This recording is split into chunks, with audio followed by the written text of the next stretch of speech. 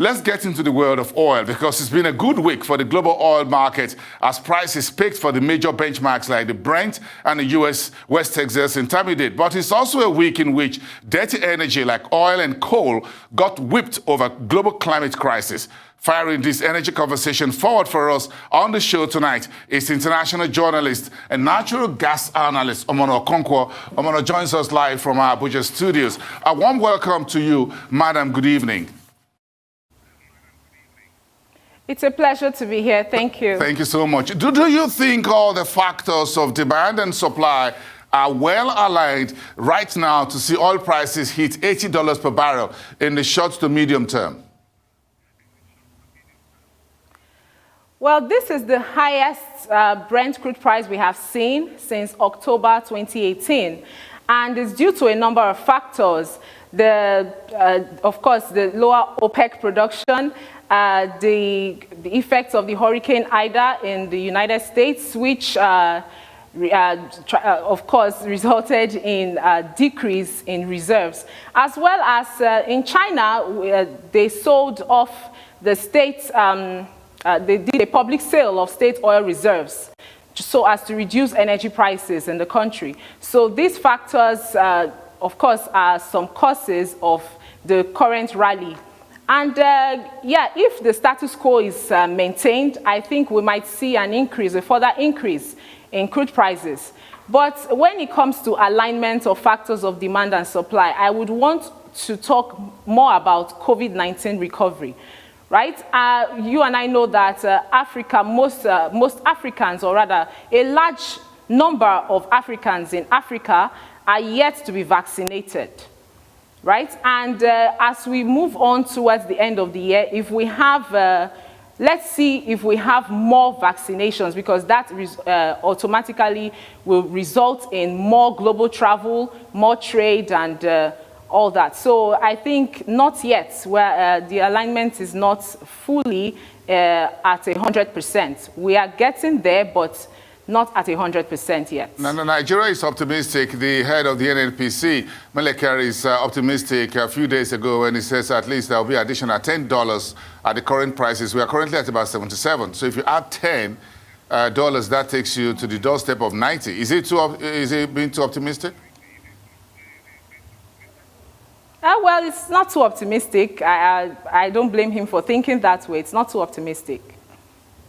Okay, so in the meantime, here is Nigeria asking OPEC Plus, the Minister of State for Petroleum Resources, is asking OPEC Plus to increase Nigeria's production quota, even though we haven't really been meeting the existing quota, by the way. So do you think OPEC Plus will listen to us? Is higher production quota feasible for Nigeria anytime soon?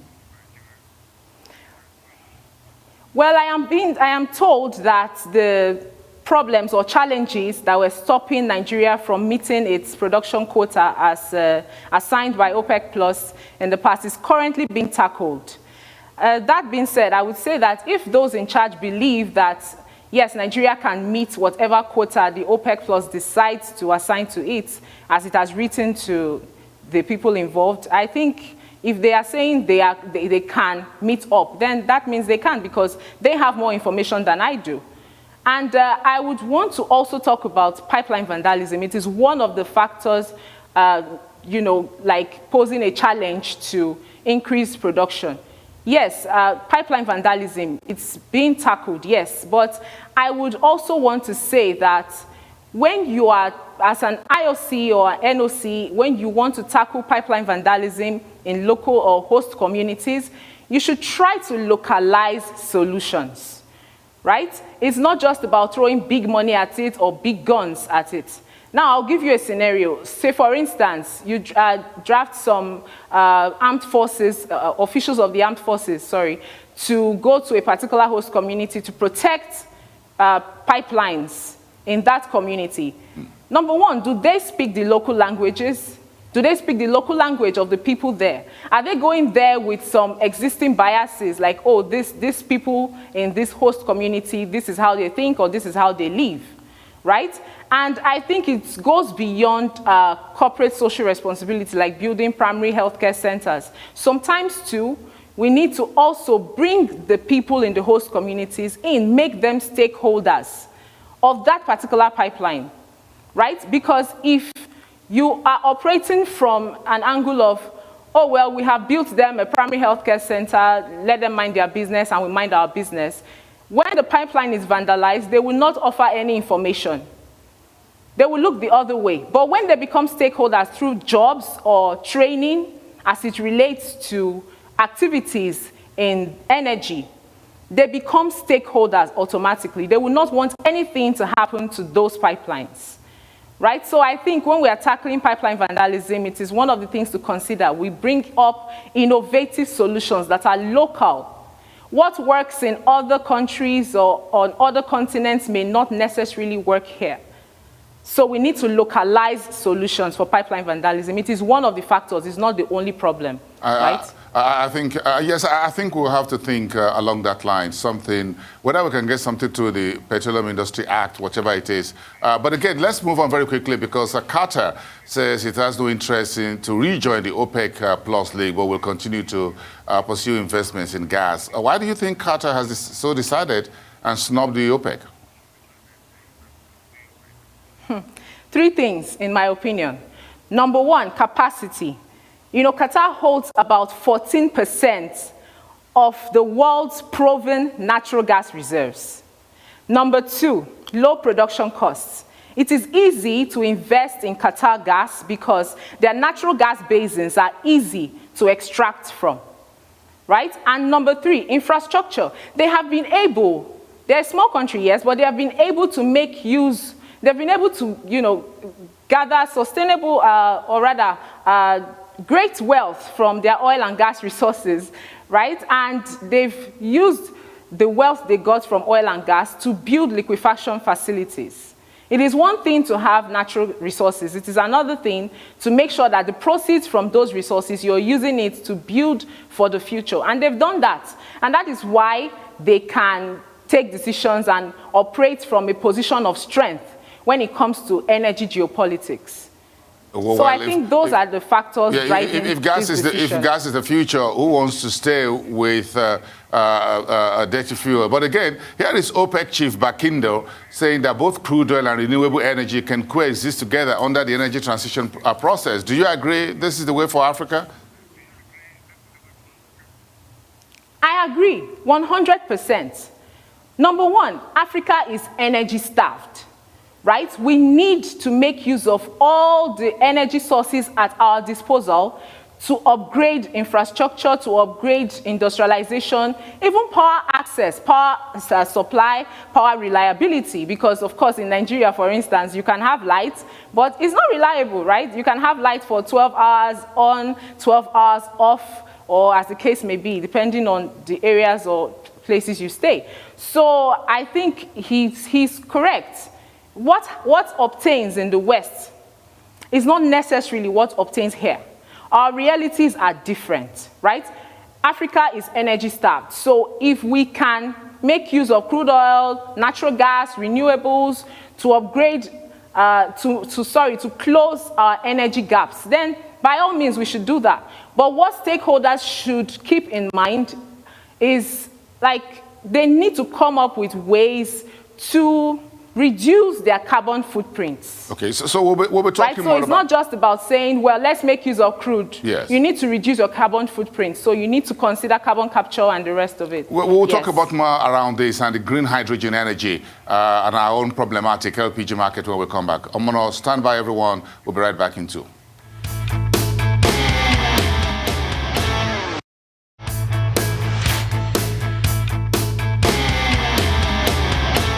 Welcome back. Now, Namibia is a landlocked southern African country, and it may likely become a green hydrogen hub on the African continent, raising the game on the quest for clean energy. Natural gas analyst and international energy journalist Omono Okonkwo has been reviewing the global oil market and gas market for the week with us. Thanks for standing by. So you were talking about clean energy and the energy transition process just before we went on that break. Tell us more about green hydrogen. Yes, we know about hydrogen, but what is green hydrogen, by the way? Is this a form of energy that we can really pursue in Africa at this point in time? Well, first of all, green hydrogen is generated from renewable sources, right? And that being said, some experts, some energy experts believe that, well, we have renewable sources, it's better to just have a direct link between the renewable energy sources we have and generating energy, just generating electrification or stuff like that. And I believe that we can do a lot of things at the same time, right? In Africa, the realities for Africa is different than in the West, for instance. So I would like to talk about a report I saw from the International Energy Agency. They said that by 2030, Africa's renewable energy capacity or renewable sources capacity would stand at 310 gigawatts. What are we doing with all that if we cannot pursue generation of green hydrogen? Right? I believe we can do a lot of things at the same time. And you mentioned Namibia. Yes, Namibia is collaborating rather with Germany to generate green hydrogen. They're doing that based on the fact that they have high wind speeds and they have lots of space, right? So they're collaborating with Germany to make this happen. And by November 2021, they will present their green hydrogen strategy. I can't wait to see it because they're actually proposing, because normally green hydrogen is very expensive to generate, because of the electrolysis treatment and processes and all that. So they're trying to make sure that by the time they're able to start generating green hydrogen, the price, it will be at a competitive price. The price will be reduced so other African countries can tap into that. Now, I believe that countries that have lots of natural gas in Africa, they can use that for industrialization, for residential uses, cooking and all that. Countries that have lots of hydropower can also tap into that, generate energy. And countries that have lots of renewable sources like Namibia, they can also generate green hydrogen. So if we can make use of all these things, including crude, while we're watching out for our carbon footprints, then Africa's possibilities are limitless, if you ask me. So I don't think it's something we should hold back from. We should rather support Namibia for what they're doing and watch out for their strategy by November 2021. Well, we should be learning from those folks and see how they're moving on so that we don't get left behind too far in the game. But let's finish this conversation around this problematic and very naughty issue with cooking gas in Nigeria.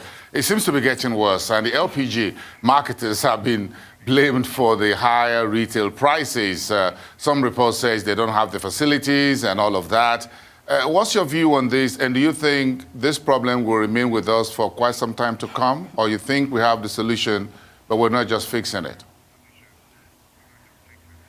Okay, on the part of oil marketers taking the blame, well, they will tell you that they are paying 7.5% value-added tax on LPG imports. Now, LPG is cooking gas.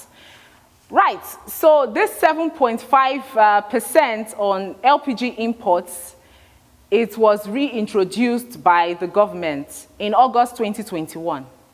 Now, the marketers will tell you that as long as they're paying that much for LPG imports, that means the prices will keep going up for the end consumer.